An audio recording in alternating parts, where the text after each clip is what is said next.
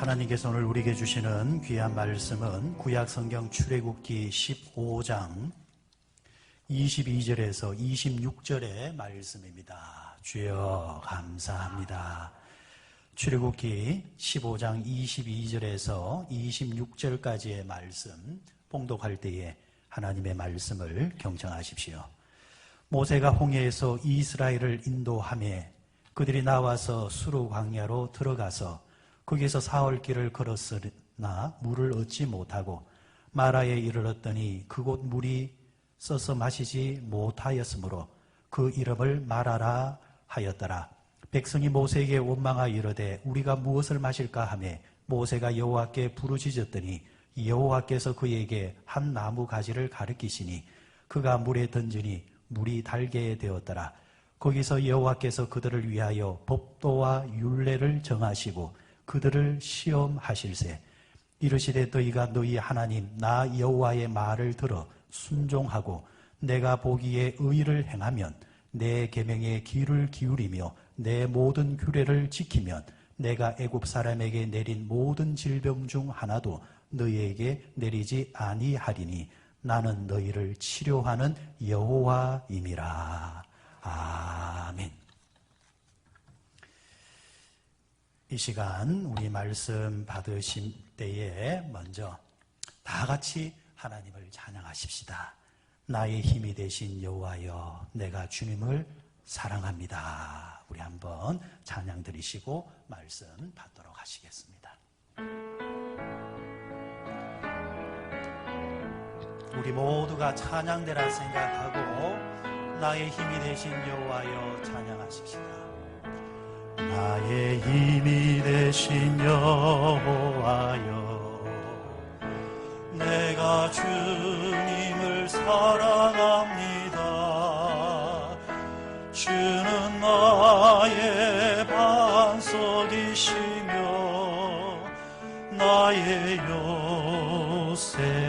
요새시라. 주는 나를 건지시는 나의 주 나의 하나님 나의 피할 밥이시요 나의 방패시라. 나의 하나님 나의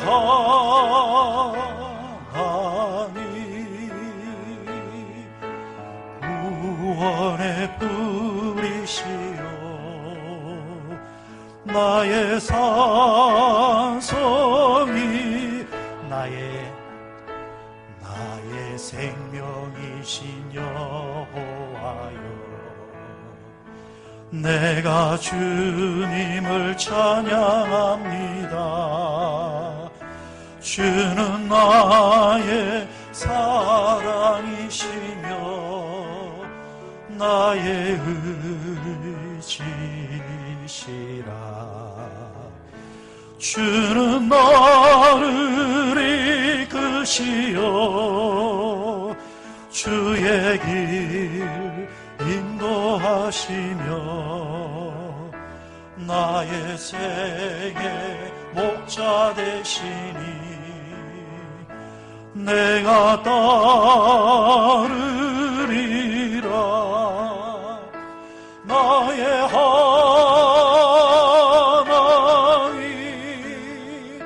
나의 하나님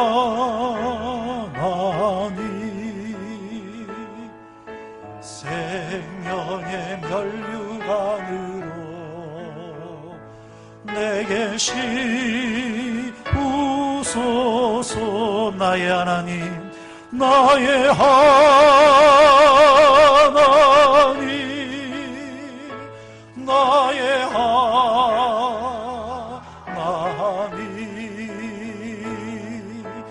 그는 나의 여호와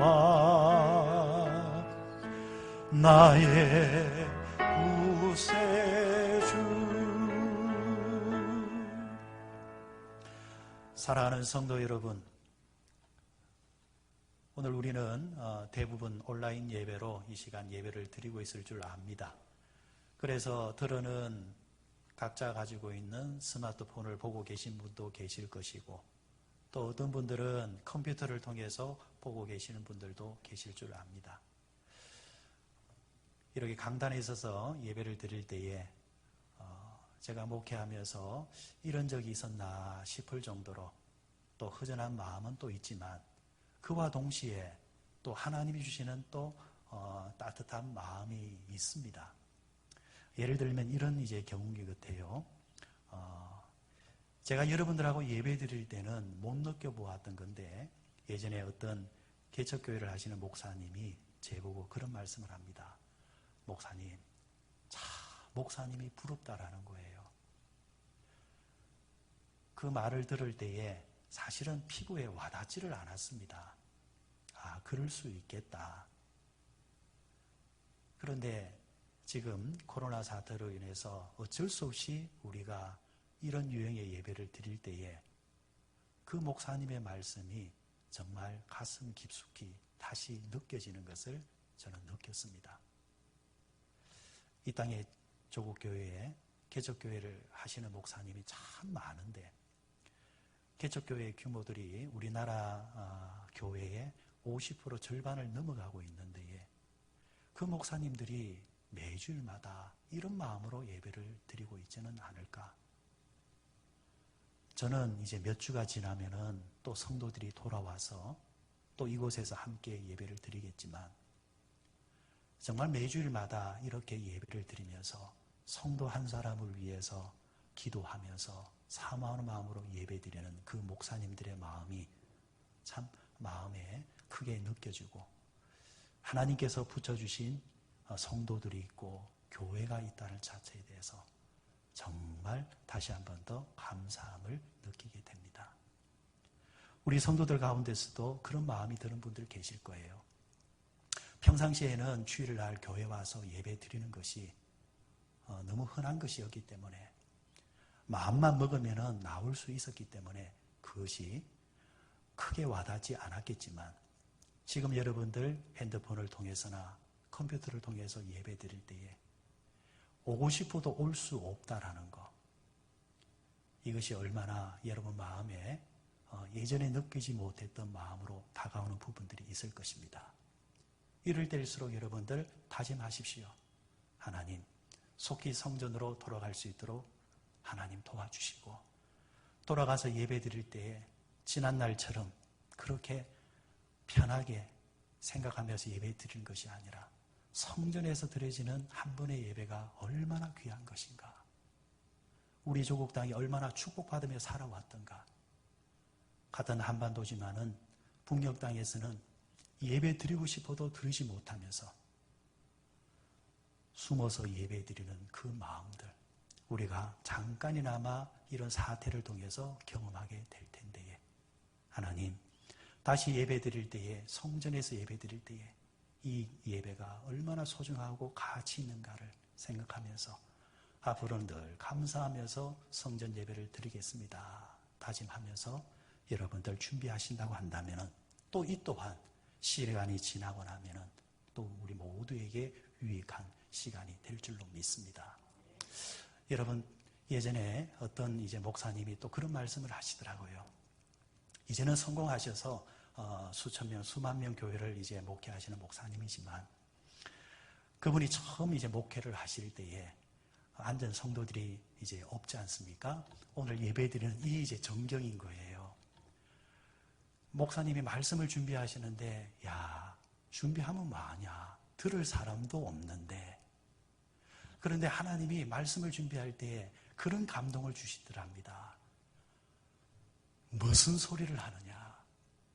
하나님께서 주실 것을 믿고, 지금은 5명이 앉아있고 10명이 앉아있지만은 이 자리에 500이 앉아있고 5,000명이 앉아있는 마음으로 설교를 준비하고 설교를 해라. 제가 설교를 준비하면서 또 그런 생각이 드는 거예요. 그래, 이번 주에 예배 드릴 때에 성전에 앉은 사람이 거의 없겠지만, 그래, 이 자리에 모든 성도들이, 우리 성도들이 다 앉아있다 생각하고 설교를 준비하고 설교를 해야 되겠구나. 그리고 나아가서 거기다가 덧붙여 주시는 더 많은 성도들이 앉아있다 생각하면서 말씀을 준비해야 되겠구나. 말씀을 준비하는 자세가 달라집니다. 사랑하는 여러분, 이 시간 우리가 흩어져서 예배 드리고 있지만은 다 같은 마음으로 한 자리에 모여서 예배 드리고 있다는 마음으로 예배를 드리십시다. 그리고 여러분들 말씀을 받을 때도 이 시간 성전에 나와서 예배를 들으면서 말씀을 받는다 생각하면서 받는다고 한다면 이 또한 여러분 또 축복이 있고 은혜가 있을 줄 믿고 오늘 말씀 속에서 은혜 받는 우리 모두 되시기를 주의 이름으로 축원드립니다. 오늘의 본문 말씀은 지난주에 이어서 이스라엘 백성들이 마라라는 동네에 와서 우물에서 물을 얻지 못함으로 통해서 고통을 받는, 그리고 그 고통을 통해서 하나님이 주시는 메시지를 지난주에 이어서 나누게 됩니다. 지난주 우리가 받았던 하나님의 말씀은 하나님은 어떤 하나님이었습니까? 치료하시는 하나님, 고치시는 하나님, 여호와 라파의 하나님이 되신다 말씀을 나누었습니다. 오늘은 하나님께서 우리를 치료하시고 그리고 결국에는 우리를 엘림이라는 곳으로 인도해 가시는 하나님의 계획이 있지만 그 과정 속에서 우리가 고통이라는 것을 겪게 될 때에 이 고통을 고통이라는 자체로만 볼 것이 아니라 이 고통 속에도 하나님의 섭리가 있고 하나님의 계획이 있고 하나님의 뜻이 있다는 것을 알아야 하겠다는 것입니다.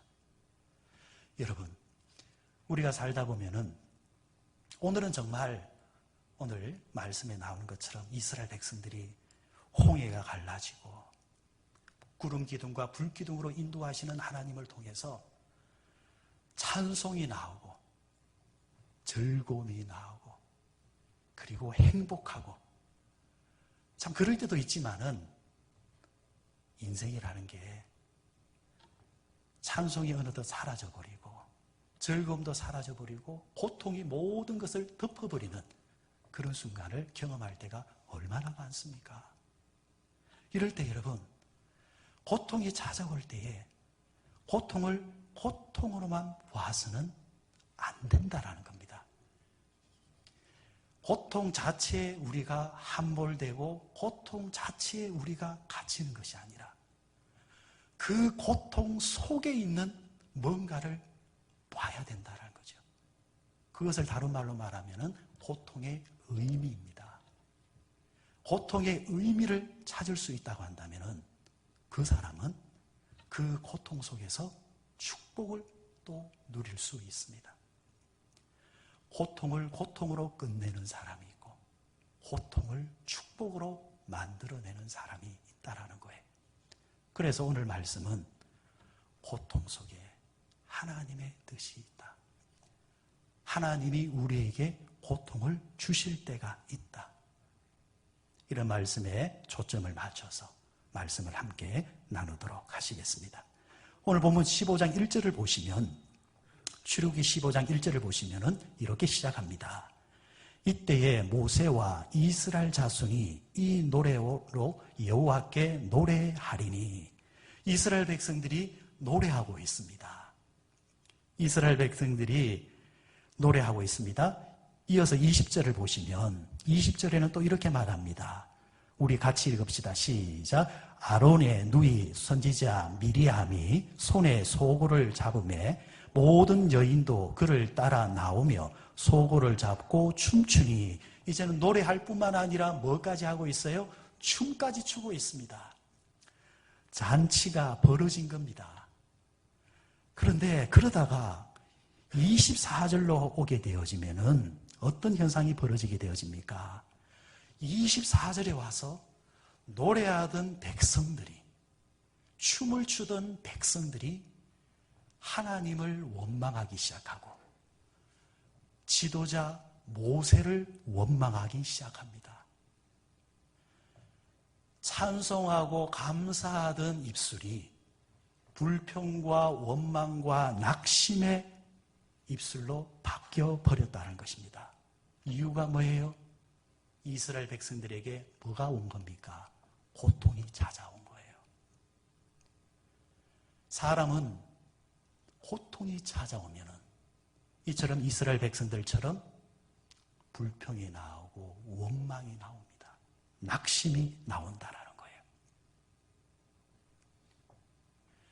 왜 이렇게 되었을까? 지금 이스라엘 백성들에게 이 고통이 크게 와닿는 이유가 뭘까? 22절로 가보시면 하나님께서 이스라엘 백성들을 인도하되 수르 광야로 들어가서 거기서 사흘 길을 걸었으나 물을 얻지 못했다. 고통의 이유입니다. 내용입니다. 이유 없는 고통은 없잖아요. 그럼 이스라엘 백성들이 왜 이 고통을 지금 가지게 되느냐? 고통의 이유인데 이스라엘 백성들이 홍해를 건너서 사흘 길을 광야 길을 걷습니다. 지금 누가 인도해 가고 있는 거예요? 하나님이 인도해 가고 있습니다. 문제는 사흘 길을 걷는 동안 이스라엘 백성들이 광야에서 물을 얻지 못했다라는 거예요. 광야에서 사막에서 물은 필수적인 겁니다. 대치 불가입니다. 생존과 직결입니다. 이스라엘 백성들이 사흘 길을 걸었다 했는데 제가 말씀 준비하면서 한번 상상을 해봤습니다. 여러분, 그 민간인이 이제 청년들이 이제 군에를 가게 됩니다. 군에 다녀오신 분들은 대충 짐작을 할 겁니다. 지금 현재 이제 군에 가게 되어지면은 먼저 어디로 먼저 들어갑니까? 군대로 바로 가는 게 아니죠. 신병 훈련소로 갑니다. 그래서 기초 군사 훈련을 받지요. 예전에는 현역분들이 한 6주간 받은 걸로 아는데 지금은 한 5주간 정도 받는 걸로 제가 알고 있습니다. 5주간 동안 밖에서 살던 사람이 이제 군인으로서 몸과 마음이 이제 바뀌는 시간입니다. 그러면서 군사 훈련을 받아요. 여러 이제 훈련을 받는데 한결같이 제일 힘든 훈련이 뭐냐 물으면 한결같이 하는 이야기가 행군이라 말을 합니다. 행군. 20km 정도 되어지는 군장을 어깨에 메고 약 한 20km 정도 이상의 길을 이제 걷는 거예요. 여자분들께서는 그게 뭐가 힘들어 생각할지 모르겠지만은 오늘 당장 20km 아이를 업고 20km를 한번 걸어보십시오. 쉽지 않습니다. 그리고 아스팔트 길을 평탄한 길만을 걷는 것이 아니라 언덕도 가야 되고 산에도 올라가고 넘어가야 합니다. 거기다가 총까지 메고 있어야 돼요. 보직에 따라서는 더 큰 무거운 것도 어깨에 짊어져야 합니다. 육체적 한계와 정신적 한계를 극복하는 훈련입니다. 그러면 사흘 길을 걸었다 하면은 훈련을 받는 훈련병 정도의 거리로 생각하면 몇 킬로 정도 됩니까? 60km 정도 됩니다. 60km를 걸어갈 때에 100리가 넘는 그 길을 걸어갈 때에 물이 없다? 이것은 그들에게 고통입니다. 이런 고통의 시간을 60km를 걸어서 드디어 동네가 하나 보이는 거예요. 동네가 있다는 것은 그곳에 뭐가 있다는 거예요? 사람이 있고, 사람이 있다는 말은 그곳에 뭐가 있다는 거? 물이 있다는 거죠. 마라에서 우물을 먼저 찾았습니다. 우물이 있습니다. 그래서 그 물을 퍼다가 마십니다. 그런데 문제는 그 물은 사람이 먹을 수 없는 썩물이라. 찾지 아니함만 못할 정도로 그들에게 실망이 다가오겠죠. 그리고 그 실망과 불평은 하나님을 향해서 그리고 모세 지도자를 향해서 지금 향하게 되는 겁니다. 조금 전까지 홍해가 갈라지는 모습을 보면서 하나님을 찬양했던 사람들입니다. 하나님의 기적을 통해서 기뻐하면서 감격했던 사람입니다. 그런데 이제 기적이 없어지고 축복이 보이지 아니하고 고통이 찾아왔을 때에 그들은 감사와 찬양이 아니라 이제는 불평과 원망을 토해내는 사람으로 바뀌게 됩니다. 저는 이것이 우리 인생의 그림자라 생각합니다. 여기서 피해 나갈 사람 아무도 없다고 생각합니다. 이스라엘 백성들뿐만 아니라 우리 또한 하나님께 나와서 예배드리고 감사하고 은혜 받을 때는 좋지만 실제의 삶에 돌아가서 사는 동안 어려움이 찾아오고 고통이 찾아올 때는 예배드릴 때의 그 감사와 찬송은 어느덧 사라지고 삶 속에서 불평과 원망과 비신앙으로 살아갈 때가 있더라는 것이죠. 자, 그럼 이것이 우리가 살아가는 인생이라고 한다면 우리에게도 이런 인생의 고통이 찾아온다고 할 때에 우리는 이 고통을 극복하기 위해서 무엇을 해야 하느냐는 것입니다. 하나님이 없는 사람들처럼 좋은 일이 있으면 즐거워하고 슬픈 일이 있으면 그냥 낙담하고 실망하고 부정해버리는 사람으로 살아야 되느냐? 우리 그리스도인들은 하나님이 있는 사람이잖아요. 그래서 하나님을 통해서 그 답을 찾을 것인데 고통이 찾아왔을 때에 우리는 어떻게 해야 할까? 고통의 의미를 찾아내야 한다. 고통의 의미를 찾아내면 우리는 승리할 수 있습니다. 사랑하는 성도들 가운데서는 어느 누구보다도 새벽 일찍 일어나서 모든 사람들이 잠자고 있을 때에 일어나서 일하러 나가는 분들이 있습니다. 어떤 성도들 가운데서는 밤이 새도록 일을 하시는 분들도 있습니다. 어떤 성도분들은 이 어려운 시기에 손님 한 사람 더 받으려고 정말 가게에서 힘겹도록 일하기도 합니다. 그런 분을 볼 때마다 목회자로서 가슴이 짠하고 뭉클합니다. 그런데 그럼에도 불구하고 왜 일터로 나가는 걸까요? 그분들은 그 고통과 수고의 의미를 알기 때문입니다. 이 수고와 이 노력을 통하여서 사랑하는 내 가족들을 먹일 수 있고 입힐 수 있고 이 수고를 통해서 우리네 자식들을 공부시켜야 되기 때문에 이 수고를 통해서 얻어지는 것을 통해서 내 가족이 살기 때문에 나아가서 이 수고를 통하여서 하나님께서 맡겨주신 직분과 하나님이 나를 위해서 헌신할 수 있기 때문에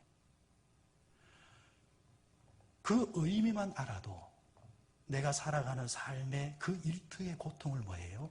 감내하고 참아낸다는 거예요. 똑같은 이치로 여러분, 최고의 음악인이 되기 위해서 사람들은 뭘 합니까? 레슨이라는 것을 합니다. 레슨을 받을 때에 그 수고가 고통이 있습니다. 대가도 지불해야 되고 노동도 들어가야 되고 수고도 들어가야 되고 우리가 흔히 무대에서 보여지는 음악인의 찬란한 모습, 아름다운 모습 그러나 사실은 그 이면의 모습을 보게 되어지면 손이 닳도록 수고한 손이 있고 목이 쉬도록 수고한 고통이 있다라는 겁니다. 왜 그들이 그것을 이겨냅니까? 그 고통의 의미를 알기 때문입니다. 그래서 우리는 고통받을 때 정말 물어야 될 질문은 이 고통의 의미가 뭘까? 이 고통을 통해서 내가 얻을 수 있는 게 뭘까? 이 고통을 통해서 하나님이 내게 주시는 교훈이 뭘까? 그걸 찾아내야 된다는 것입니다.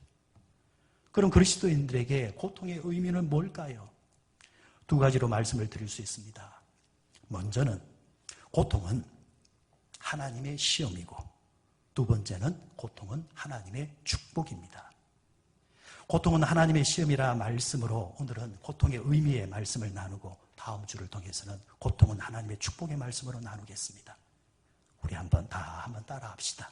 고통은 하나님의 시험이다. 우리 가운데서는 고통이 하나님의 시험이라니 고통이 어찌 하나님의 시험이냐 이렇게 불편하게 들으시는 분들도 계실 줄 압니다. 하나님은 아무도 시험하지 아니하신다 하셨지 않느냐. 야고보서 1장 33절에 보면은 이렇게 말씀합니다. 사람이 시험 받을 때에 내가 하나님께 시험을 받는다 하지 말지니 하나님은 악에게 시험을 받지도 아니하시고 친히 아무도 시험하지 아니하시느니라. 자, 성경에 하나님은 시험을 받지도 아니하시고 시험을 주지도 않는다 했습니다. 그래서 이 말씀대로라면은 어떻게 시험이 하나님이 주시는 우리의 고통이 될 수 있고 고통이 어찌 하나님 주신 시험이 될 수 있느냐라는 거예요. 그런데 이 말은 성경을 좀 아셔야 해석이 되는 말씀이에요. 야고보서에서 하나님은 아무도 시험하지 않는다고 할 때 그 시험이 무슨 시험인가를 규명해야 이 말씀이 본뜻이 우리에게 전해집니다. 여러분, 시험에는 크게 두 가지 시험이 있어요. 하나는 하나님이 주시는 시험이 있고 하나는 마귀가 주는 시험이 있습니다. 하나님도 시험하신다라는 거예요. 마귀도 시험해요. 근데 하나님과 마귀가 하는 이 시험, 두 가지 시험은 목적이 다릅니다. 하나님이 시험하는 목적이 있고 마귀가 시험하는 목적이 있다라는 거예요. 하나님은 어떤 목적으로 우리를 시험하실까요? 하나님은 우리에게 복을 주시기 위해서 시험하십니다. 이 사람이 복을 받을 수 있느냐 없느냐, 이 사람이 이 정도의 복을 받을 만한 그릇이 준비되었느냐 아니 되었느냐를 하나님이 시험해 보신다라는 거예요. 그리고 그 그릇에 맞게 하나님은 복을 주십니다. 디모데후서 3장 10절에 보면은 사도 바울이 젊은 목회자 디모데에게 목회 철학을 가르치면서 꼭 이렇게 하라 가르치는 말씀이 나와요. 거기에 이렇게 말합니다. 사람들을 먼저 시험하여 보고 그 후에 책망할 것이 없으면 집사의 직분을 맡게 할 것이요. 디모데에게, 그러니까 목회자가 뭐 하라는 거예요? 성도들을 시험하여 보라는 거예요. 누구를 대신해서? 하나님을 대신해서. 하나님을 대신해서 시험해 보라는 겁니다. 그러면 여러분, 왜 시험하는 거예요? 직분을 맡을 수 있느냐, 안 맡을 수 있느냐, 감당할 수 있느냐, 감당치 못할 것이냐. 생각해 보세요. 감당치 못할 사람에게 직분을 주는 게 복이에요? 안 주는 게 복이에요? 안 주는 게 복이에요. 그래서 안 줘도 복이고, 감당할 수 있으면 주면은 뭐예요? 그것도 복이라는 거예요. 그래서 하나님께서는 시험하여 보고 주라는 거예요. 창세기 22장에 보면은 우리가 너무 잘 아는 일화가 나오죠. 하나님께서 어느 날 아브라함을 부르셔서 아브라함을 시험하십니다. 아브라함아, 너의 독자 이삭을 내게 바쳐라. 번제물로 바쳐라. 그러자 아브라함이 새벽같이 일어나서 이삭의 손을 잡고 사흘 길을 걸어서 모리아산에 올라가지요. 모리아산에 올라가서 아들 이삭을 하나님께 드리려고 할 때에 하나님께서 다급히 그를 부르십니다. 부르시면서 이렇게 말씀하십니다. 네가 네 아들 네 독자까지도 내게 아끼지 아니하였으니 내가 이제야 너가 하나님을 경외하는 줄 아노라. 하나님이 뭐 하셨다라는 거예요? 시험하셨다라는 거예요. 하나님께서 아브라함을 시험해 봤다라는 거예요. 시험해 보니까 아브라함이 뭐예요? 합격했다라는 거예요. 그러자 합격한 아브라함에게 하나님이 어떻게 말씀하시느냐? 이렇게 말씀하십니다. 내가 내게 큰 복을 주고 내 씨를 번성하여 하늘과 별과 같고 바닷가의 모래와 같게 하리니 내 씨로 말미암아 천하 만민이 복을 받으리라. 하나님이 왜 시험하셨어요? 아브라함과 아브라함의 자식들과 후손을 통해서 뭐 주시고자? 복 주시고자 시험하셨다라는 거예요. 그래서 여러분, 하나님이 주시는 복은, 시험은 복입니다. 그래서 하나님께서 나를 시험하면 시험할수록 내게 좋은 겁니다. 하나님께서 나를 시험하여 보고 흔들어 보고 하실 때에 영적 감각을 가지고, 그래, 내가 하나님께 은혜 받을 기회가 왔구나, 내가 하나님께 축복받을 기회가 왔구나 하면서 그 시험을 잘 받아내시기를 주의 이름으로 축원드립니다. 두 번째 시험은 누구의 시험이라 했습니까? 마귀의 시험이에요. 마귀의 시험의 목적은 뭘까요? 하나님은 우리에게 복을 주시기 위해서 우리를 시험하시지만 마귀는 우리를 넘어지게 하고 망하게 하고 결국 그렇게 원망하고 불평해서 하나님과 멀어지게 하기 위해서 우리를 시험하신다는 겁니다. 그래서 마귀는 예수님도 시험했잖아요. 베드로도 시험했어요. 가룟 유다도 시험했어요. 아나니아와 삽비라 부부도 시험을 했습니다. 그러면 예수님도 시험하고 베드로도 시험했던 마귀가 우리를, 성도들을 시험을 할까요? 안 할까요? 당연히 시험하겠죠. 마귀의 시험의 특징이 뭐냐? 목적은 우리를 넘어지게 하지만 마귀가 하는 시험의 특징이 있어요. 그건 뭐냐? 마귀는 시험할 때 유혹이라는 도구를 가지고 시험합니다. 보세요. 마귀가 예수님을 시험할 때에 세 가지 시험이 다 뭐예요? 예수님을 유혹하는 거예요. 돌이 떡이 되게 한번 해봐. 천하 만국을 다 줄 테니까 내게 절해봐. 네가 하나님의 아들이면은 뛰어내려 봐. 다 뭐예요? 유혹하는 거예요. 그래서 마귀는 오늘도 변함없이 우리를 시험할 때에 물질로 시험하고 사람으로 시험 유혹하고 말로 유혹하고 거룩지 못한 것을 가지고 끊임없이 우리를 뭐예요? 유혹으로 시험한다는 겁니다. 그래서 마귀는 그 뜻이 미혹의 영이라는 뜻을 가지고 있습니다. 자, 그러면 여러분 디모데후서 3장 10절에서 하나님은 시험을 받지도 아니하시고 시험을 하지도 않는다고 할 때 이 시험은 어떤 시험을 말하는 거예요? 유혹의 시험이에요? 아니죠. 하나님께서는 절대로 사람에게 유혹을 가지고 시험하지 않는다라는 거예요. 하나님께서는 사람을 유혹해서 넘어지게 하고 유혹해서 시험케 아니하신다는 겁니다. 오히려 하나님은 시험하시되 감당치 못할 것은 시험하지 아니하시고 감당할 수 있기 때문에 시험하셔서 우리에게 뭐예요? 복을 주시기를 원하신다는 것입니다. 하나님은 성도를 넘어지게 하지 않습니다. 낙심케 하지 않습니다. 죄짓게 하지 않습니다. 그러면 이 모든 시험은 누가 하는 거예요? 마귀가 하는 겁니다. 그래서 여러분 시험의 결론은 하나님의 시험은 받으면 받을수록 좋은 것이고 마귀의 시험은 대적해야 한다는 것. 그래서 저는 이 부분을 이런 상상을 해보았습니다. 하나님의 시험은 꼭 학교에서 선생님이 학생들에게 내주는 과제물과 같은 것이다. 아니면 시험과 같은 것이다. 이 시간 예배드리고 있는 우리 모든 성도들에게 한번 물어보십시다. 나는 지금까지 살아오면서 또 지금도 진행 중인 사람도 계시겠지만은 공부라는 것을 할 때에 공부하는 사람으로서 시험 날짜가 주어지면은 가슴이 뛰기 시작하고 감격해하고 어서 시험 치고 싶고 그런 분이 있으면 한번 손 한번 들어보시기 바랍니다. 성전에도 없을 것이고 지금 예배를 드리고 있는 가정의 성도들도 없을 줄 압니다.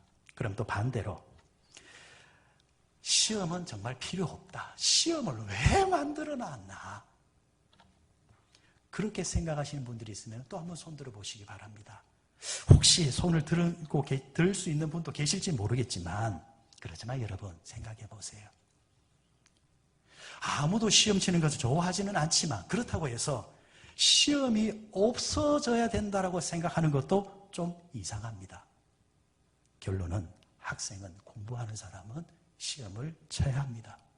시험을 쳐야 객관적인 내 실력이 나오는 거예요. 시험이 있어야 내 실력이 점검이 되는 겁니다. 확인이 되는 겁니다. 그러면서 다음 단계로 나갈 수 있다라는 거예요. 시험을 통해서 내가 뭐가 부족한지 알아지고 깨달아지는 겁니다. 그 부족한 것을 보완할 때에 그 시험을 통해서 내 실력이 올라가고 성숙해지는 겁니다. 그래서 하나님은 그런 교육적인 차원에서 이스라엘 백성들을 시험하시고 오늘도 변함없이 하나님의 백성들을 시험하시고 시험을 허용하고 계시는 겁니다.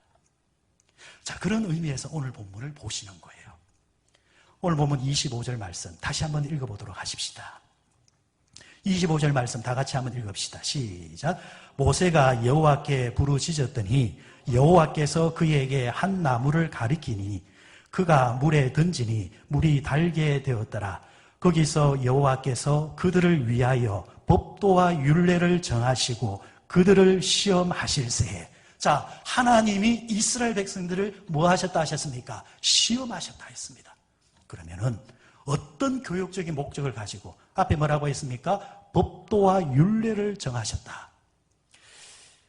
법도와 율례, 백성들을 위해서 법도와 율례를 정하셨다는 것입니다. 쉽게 말하면 이거예요. 이스라엘 백성들아, 나의 백성들아, 이제 너희들이 나의 백성이 되었지?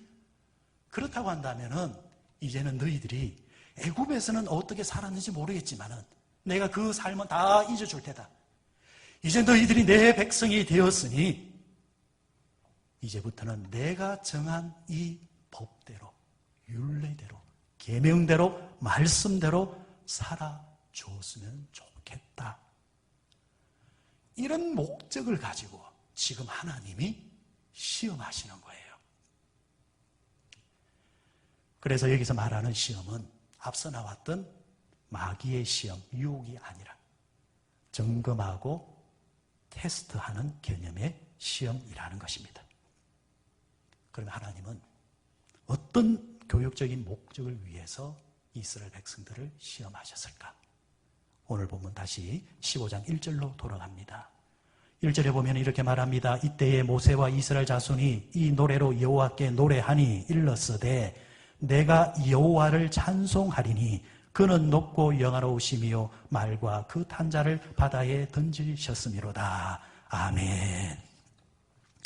15장이 어떻게 시작했어요? 춤으로 시작합니다. 노래로 시작합니다. 죽을 수밖에 없었던 그들을 구원하여 주신 하나님의 기적과 축복에 대한 감격이죠. 표현이죠. 그러니까 입으로는 노래가 나오고 감사가 나오고 몸으로는 춤이 나왔습니다. 줄여서 말하면은 뭐예요? 기적에 대한 감사예요. 축복에 대한 감사예요. 기적과 축복을 받은 사람들 감격할 수밖에 없고 감사할 수밖에 없는 모습이에요. 자, 그런데 하나님이 의도적인 거예요. 의도적으로 이들을 시험하시기 위해서 사흘 동안 상황을 완전히 바꿔버리신 겁니다. 사흘 후에 하나님이 상황을 바꿨는데 어떤 상황이에요? 물 한 방울이 없는 메마른 광야로 그들을 인도해 가셨습니다. 사흘 길 동안 하나님이 의도적으로 그들에게 물 한 모금 마실 수 없을 정도로 물을 만나지 못하게 하십니다. 사흘 만에 만난 물이라고 만났는데 그 물이 어떤 물이에요? 쓴물이고 토할 수밖에 없고 병든 물이에요. 자, 그러면 15장 이 내용이 연출자가 누구예요? 하나님이세요. 홍해를 가르게 하신 분도 하나님이시고 물이 없는 광야길로 인도하신 분도 하나님이시고 하필 데려간 곳이 우물이 있는데 그 우물도 먹을 수 없는 우물로 하나님이 인도해 가셨고 하나님이 어떤 의도로 이런 연출을 하셨느냐라는 거예요. 저는 말씀을 준비하면서 하나님께서 어떻게 이스라엘 백성들을 어떤 교육적인 목적으로 이렇게 인도해 가셨습니까? 여기서 답을 얻을 수 있다고 한다면 우리의 인생 속에서, 우리 성도들의 인생 속에서도 마라와 같은 쓴물의 인생을 만날 때에 답을 얻을 수 있지 않겠습니까? 그러면서 느꼈던 하나님의 감격은 이겁니다. 이스라엘 백성들, 너희들 사흘 전에 내 기적과 축복 보면서 감격했지, 찬양했지. 그러면서 이제는 더 이상 애굽으로 돌아가지 않겠다고 했지. 그런데 내가 너희들에게 확인해 보고 싶은 것입니다. 너희들이 진짜 믿음을 가졌느냐? 너희들이 진짜 그 믿음이 바른 믿음이냐? 나 확인해 보고 싶은 것입니다.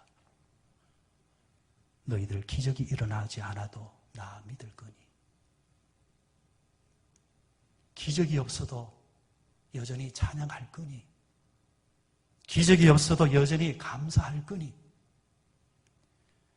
심지어 어둠과 메마른 인생의 상황 속에서도, 광야길 인생 속에서도, 쓰다지 쓴 인생의 경험 속에서도 변함없이 여전히 나에게 감사하며 나를 사랑한다고 고백할 수 있겠니?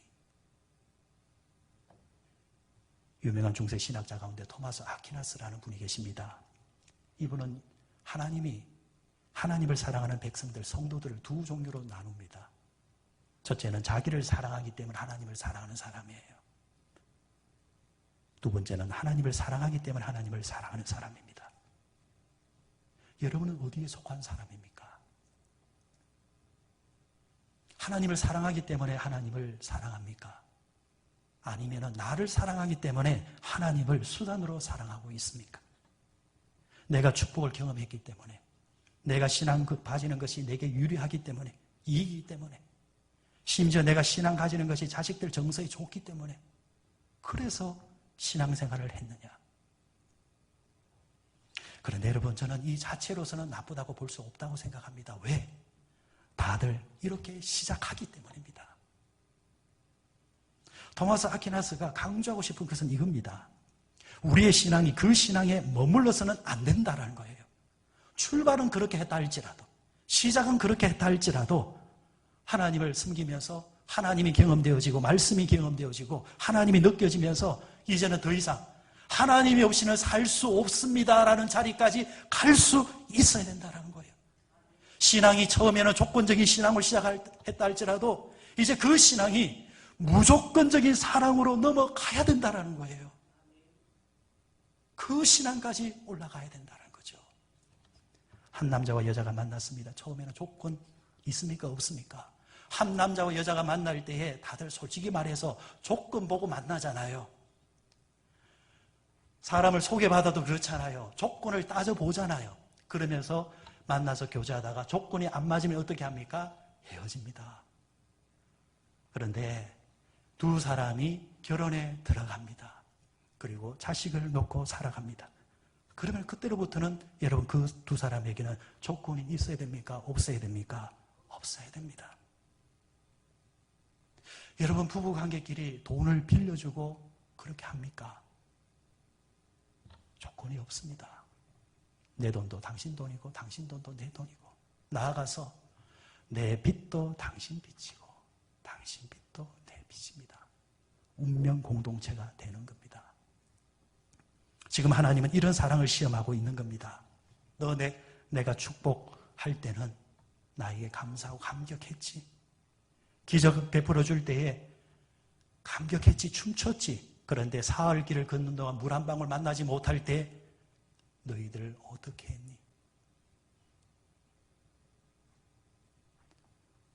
오늘처럼 목말라 하는 것처럼 물질에 목말라 하고 사업에 목말라 하고 진앙에 목말라 하고 자식에 목말라 하고 질병에 목말라 할 때 그럼에도 불구하고 나를 노래할 수 있겠니? 지금 하나님은 마라의 선물로 통해서 이스라엘 백성들을 테스트하고 그들의 신앙을 시험하고 있는 것입니다. 사랑하는 여러분, 지금 혹시 하나님께서 여러분을 시험하고 계시지는 않나요?